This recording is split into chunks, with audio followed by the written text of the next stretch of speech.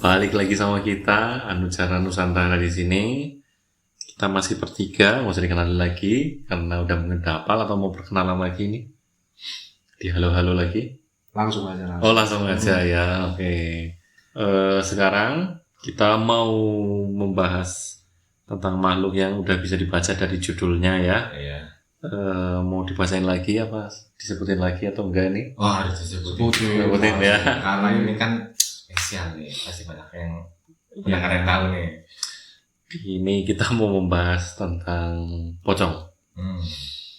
Apa sih sejarahnya, mungkin ada isu-isu apa sebelumnya, pocong itu terbuat dari apa sebelumnya, atau bagaimana gimana permulaannya bisa terbentuk sosok itu. Mari kita sambut seperti biasa Mas John untuk membacakan sumber-sumber yang telah dirangkum dari beberapa sumber. Monggo Mas John. Oke, sumber yang pertama dari kumparan.com. Pocong merupakan salah satu hantu yang populer di Indonesia. Banyak orang yang beranggapan bahwa pocong memiliki asal-usul dari orang yang telah meninggal dunia. Konon, tali pocongnya tidak dilepas saat proses pemakaman, sehingga arwah si mayat bergentayangan untuk meminta tolong dibukakan tali pocongnya. Penampakan pocong berawal dari asap yang muncul tepat di tengah-tengah pusaran kuburannya. Lalu, asap itu akan menjadi makhluk kecil yang lompat-lompat dari tengah kuburannya ke arah kakinya. Kemudian dia melompat lagi ke arah kepalanya. Kali ini menjadi makhluk yang sedang seperti bayi besarnya. Jadi ukurannya sedang seperti bayi. Kecil berarti? Ya. Enggak langsung jadi besar tinggi itu enggak? Kecil dulu. Okay. Selanjutnya, ia akan melompat ke sisi sebelah baratnya. Lalu sempurnalah wujud pocong tersebut. Okay. Jadi ada prosesnya ini. Jadi enggak serta-merta langsung jeglek gitu, jadi yang biasa di film-film itu enggak ya, berarti ada prosesnya dulu ya. Itu Power Rangers langsung. Oh iya, mungkin ini intronya dulu ya. Ya, ada intronya. Iya. Kemudian pocong akan berkeliling kuburannya sebanyak 1 kali. Meski kondisi kaki terikat, namun pocong tersebut masih bisa berjalan dengan kaki terikat tersebut. Oke. Berarti dia munculnya itu dari kuburannya. Dari kuburannya berawal dari asap terlebih dahulu. Kalau yang misalkan di pohon-pohon itu ada ini nggak sumbernya, tiba-tiba kan kebanyakan katanya di pohon pisang gitu.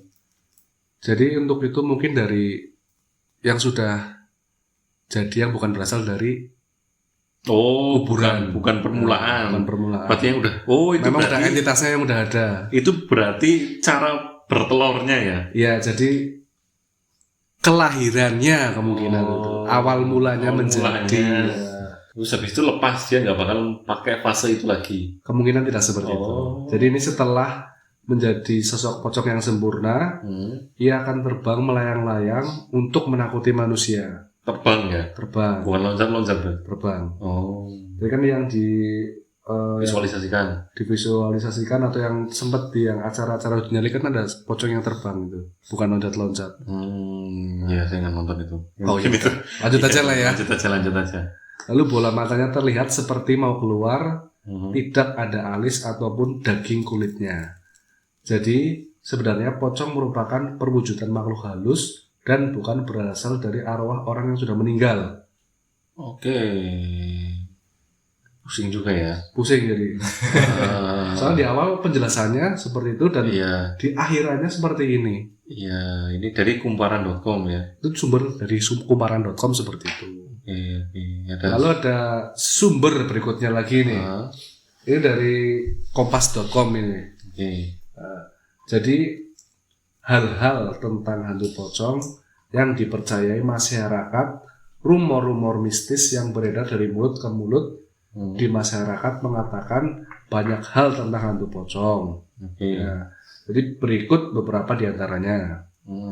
Yang pertama itu pocong dijadikan penglaris. Penglaris. Jadi kan pernah dengar contoh misal rumah makan atau ya tempat-tempat rumah makan lah Ya. rame gitu, itu apa rumornya dipakein penglaris gitu. Itu pocongnya berdiri aja atau ngapain, Mas?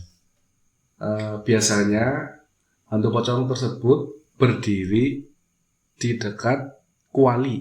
Oh, ngapain? Untuk ngapainnya saya nggak tahu mas. Nggak tahu ya. Iya. Di sumbernya seperti itu ya. Iya.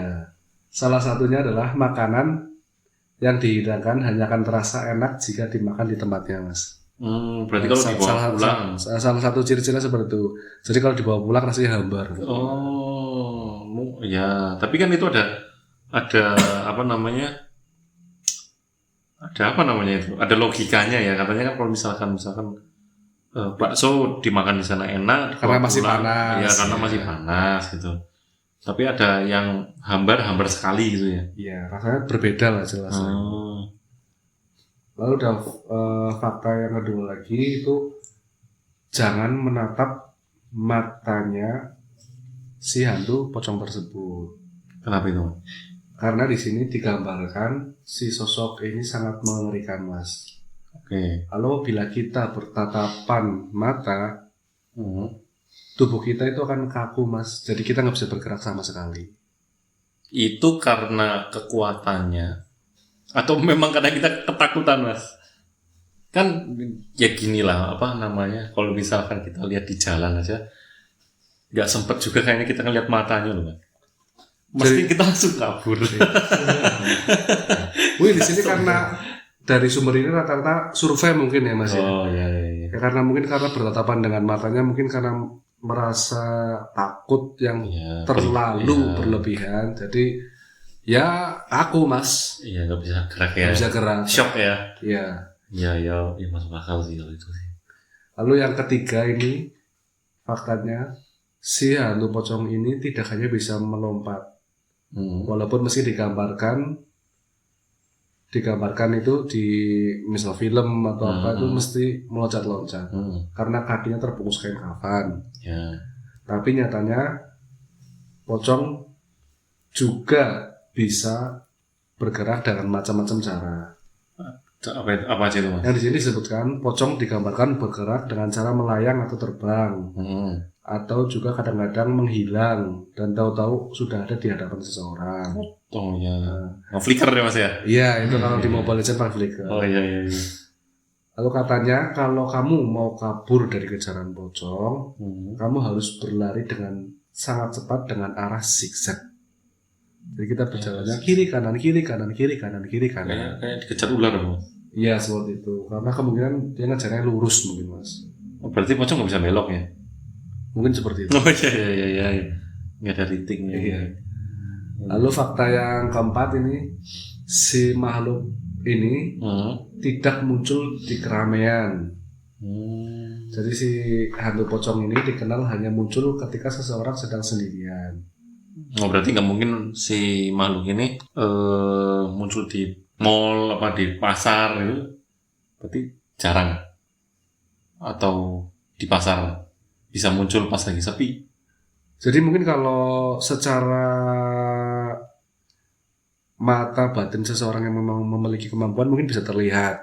Cuman kalau yang non seperti ya kita lah yang tidak bisa, orang awam tidak melihat hantu, mungkin di tempat-tempat ramai seperti itu tidak bisa. Cuman kalau sedang di tempat sepi mungkin mereka berani menampakkan dirinya. Oh iya mudah. Berarti yang nggak bisa lihat ditampakinnya kalau lagi sendirian ya. Iya. Oh, berarti bahaya mas kalau kita sendirian ya, Mas. Iya. Untuk kita bertiga ya. Iya, untuk kita bertiga. Iya. Lalu ada sumber lagi nih mas dari Wikipedia, pocong di berbagai daerah. Oke. Di berbagai daerah di Indonesia sendiri ada beberapa versi pocong yang terbentuk dari kepercayaan dalam kehidupan sosial masyarakat. Salah satunya adalah yang pocong plastik. Yang konon pernah menggegerkan warga Jakarta. Oke. Cerita tentang pocong plastik ini muncul dari kisah seorang wanita hamil yang dibunuh pacarnya. Ketika sedang diotopsi di rumah sakit, mayat wanita itu terus mengucurkan darah, sehingga pihak rumah sakit memutuskan untuk membungkusnya dengan plastik. Dengarkan kisah selengkapnya di Spotify.